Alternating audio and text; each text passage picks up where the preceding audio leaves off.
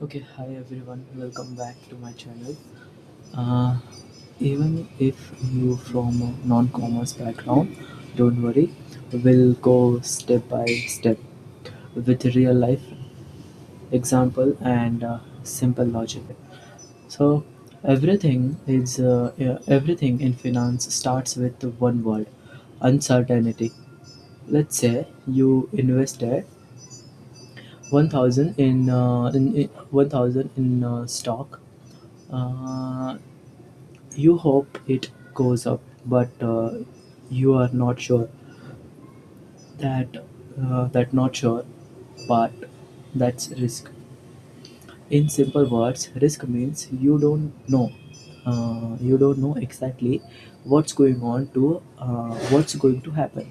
Okay, so now investors usually fear losing money more than they enjoy gaining money. Every decision in finance is a trade-off between risk and return. More risk means more potential reward, but also a high chance of loss.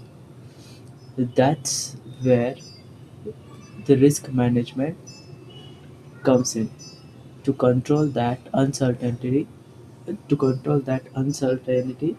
intelligently. Okay, now the second point: risk management versus risk taking.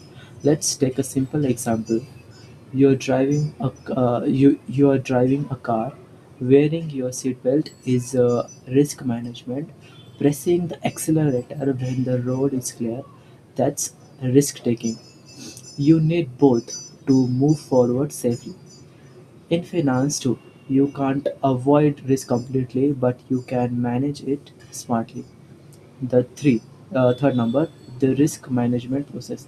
Managing risk isn't something you do once. It's a continuous process. There are four main types. The first, identify risk. Like if you lend money, your risk is what if they don't return. Second, measurement risk. Check measured risk. Check how likely it is that will happen. Third, evaluate. Evaluate impact. If it happens, how much loss will you face? Fourth, manage risk. Avoid it, reduce it, transfer it, or accept it.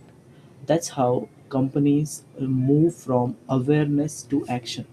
Now, the fourth, expected versus unexpected loss. Now, this part's interesting. Now, all losses are the same. Imagine you run a small business every year, maybe 2% of customers don't pay on time. That's expected loss. It's small, predictable, and manageable. But then, suddenly, a big crisis hits, and half of your customers stop paying. That's unexpected loss. So what do companies do?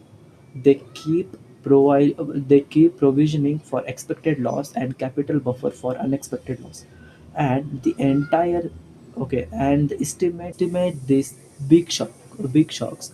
They use tools like VAR, value at risk, which basically tells you in the worst 1% of case how much could you lose, and expected shortfall, which goes even deeper to see how bad things can go beyond.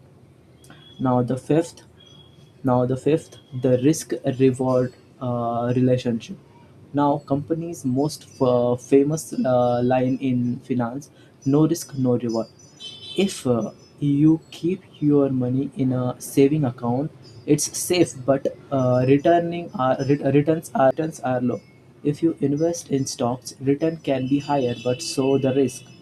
To check if the risk is worth taking, we use a ratio called RAROC, risk adjusted return on capital.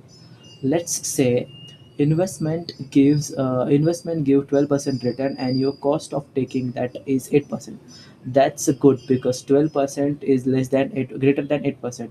But if it's the other way around, the risk isn't justified. To make sure everyone acts honestly, companies follow the three line of defense. The first, frontline, people who take risk. Second, risk team, people who monitor risk. And the third, auditor, who check independency. Okay, now the sixth type of risk. Now let's look at the big picture, the different types of risk. Market risk. If gold price falls and you lose money, that's a market risk. Credit risk. You lend 5,000 to a friend and he doesn't pay back. That's credit risk. Liquidity risk. You own property worth rupees 10 lakh but can't sell it quickly. That's liquidity risk. Now operation risk. A banker's computer system fails, transaction go wrong.